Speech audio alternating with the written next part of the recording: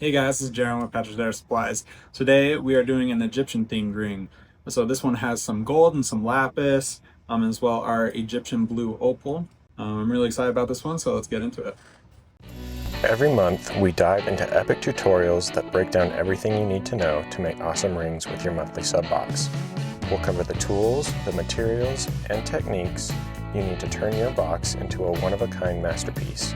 Whether you're a first-timer or a pro, you're in the right place.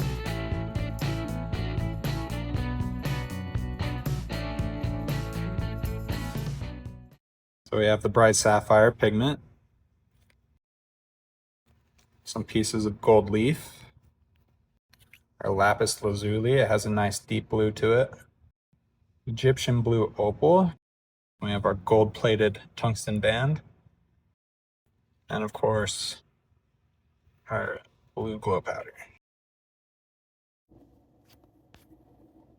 I'm mixing 3 parts pigment with 1 part glow powder. This will give us a vibrant, glowing base. To apply the base layer, I run the lathe at a medium speed. Then I'll add a thin coat of CA glue and gently tap the pigment mixture over the surface. You want full coverage here, but you want to keep it light and thin.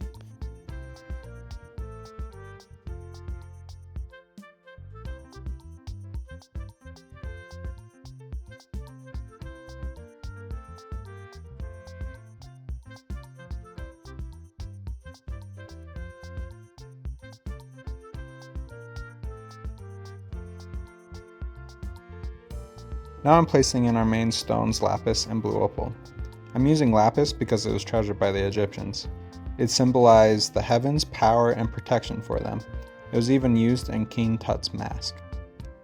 I'm using opal to kind of give it a modern shimmer, and the inspiration for it is the Nile River. These stones will take up the majority of the ring, kind of being the star of the show. Next is our gold leaf, and it's a bit tricky to work with. I lay down a large piece and break it apart with my tweezers and also poking it in between lapis and opal pieces deliberately where I want it. It tears pretty easily, so be gentle. We decided to go with gold, obviously because Egyptians use gold quite a bit in their jewelry.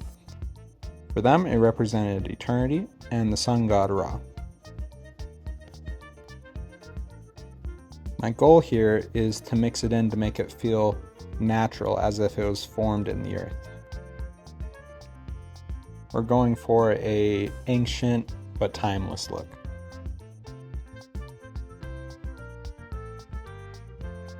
Now I gotta remove our excess material. Normally I use a lathe for this, but since it's gold plated, I don't really want to use a Dremel. It would damage the finish pretty easily. So instead I'm going to carefully machine it down on our lathe, avoiding the edges. It takes a bit longer, but it will protect the plating.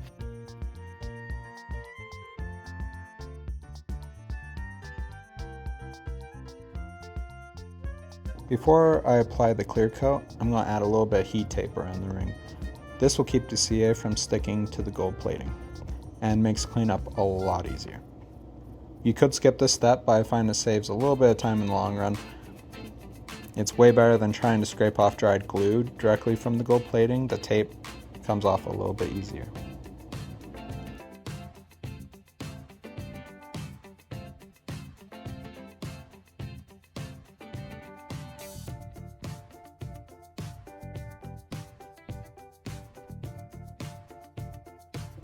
Now I'll apply our CA clear coat, one layer at a time as usual, letting the clear coat cure before adding the next layer.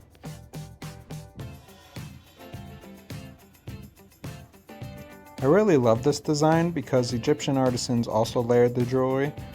Their craftsmanship, in my opinion, is thousands of years ahead of its time. Now that the clear coats are cured, I'm moving on to sanding. I'm using heat tape again here to protect the gold.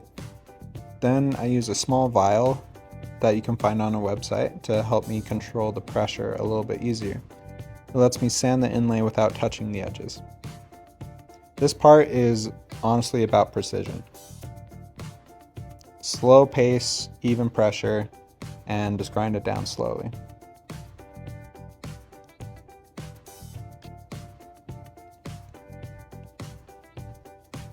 So again, back to our Egyptians. In ancient Egypt, jewelry wasn't just for decoration. It was believed to offer protection, health, and guidance into the afterlife.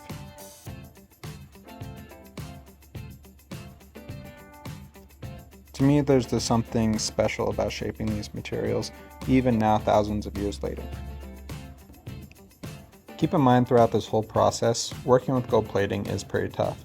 If you overwork the surface, you risk thinning out and removing the finish completely. For me, I noticed a couple gaps in the inlay and small holes, so I'm repeating the clear coat and sanding steps. In doing this though, I did wear down the gold plating a little bit more. You kinda gotta pick and choose what you wanna do. I could have avoided this completely though if I added a few extra layers of CA, so that might be something to keep in mind. I've really loved making this ring because it's kind of in the spirit of the Egyptian jewelers. They were honestly masters at what they did. They used copper and bone, but still achieved incredible design and detail. We have lathes and Dremels and all these different tools in making our jewelry, and makes our work a lot easier. We've definitely come a long way, but the care and the craft, that part has never changed.